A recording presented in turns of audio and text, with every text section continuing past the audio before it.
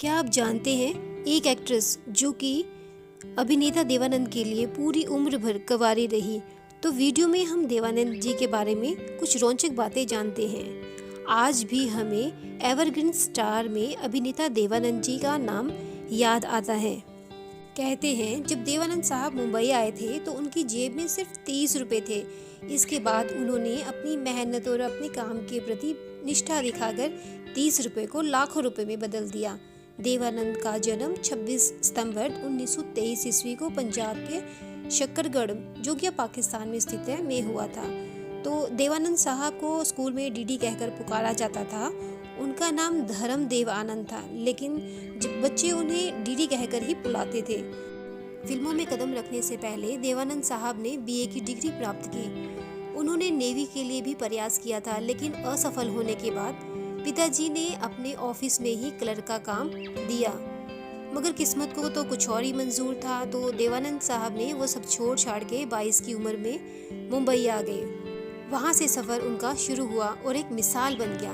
बता दें कि देवानंद साहब की हिट फिल्म काला पानी में उन्हें काले रंग का कोट पहनने से रोका गया था, क्योंकि काले रंग के कोट में वो इतने हैंडसम लगते थे कि ये डर था कि कहीं लड़कियां उन्हें देखकर छत से कूद ना जाएं।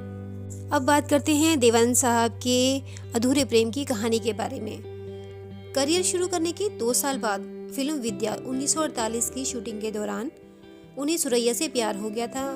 फिल्म के गाने किनारे किनारे चले जाएंगे में दोनों तब उस समय नाव पर सवार थे और अचानक से नाव डूब जाती है। देवानंद साहब सुरैया को हीरो की तरह उस समय बचाते हैं और सुरैया भी उस समय देवानंद साहब को दिल दे बैठती है। तब देवानंद साहब ने भी शादी का फैसला कर लिया और फिल्म के सेट पर 3000 रुपये की एक अंगूठी देकर उनको प्रपोज किया।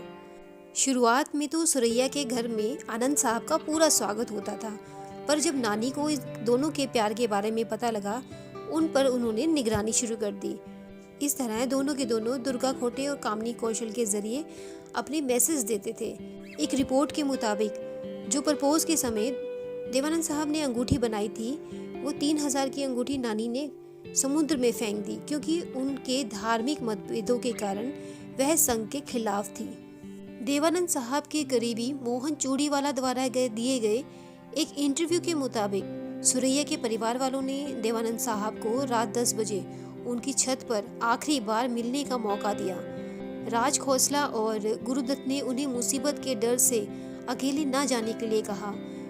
तब उन्होंने एक इंस्पेक्टर मित्र को भी अपने साथ लिया। 2 मशालें और एक भरी हुई बंदूक के साथ इंस्पेक्टर मुंडेर पर बैठ गए। उन्होंने देवानंद साहब से कहा कि अगर उन्हें कोई भी परेशानी हो तो वह अपनी टॉर्च जला लें। तब दोनों देवानंद और सुरैया ने शब्दों से अधिक अपना समय आंसुओं में ही निकाला और तब हालात कुछ ऐसे बने कि दोनों की राहें जुदा हो गई। वर्षों बाद स्टार एंड स्टाइल इंटरव्यू में सुरैया ने साझा किया था कि उन्होंने तब हार मानी जब उनके परिवार वालों ने देवानंद को मरवाने की धमकी दी थी, जिसके कारण वह चुप रही और जीवन भर शादी ना करने का उन्होंने फैसला लिया। वहीं सुरैया से अलग होने के बाद देवानंद का भी दिल पूरी तरह से टूट चुका था।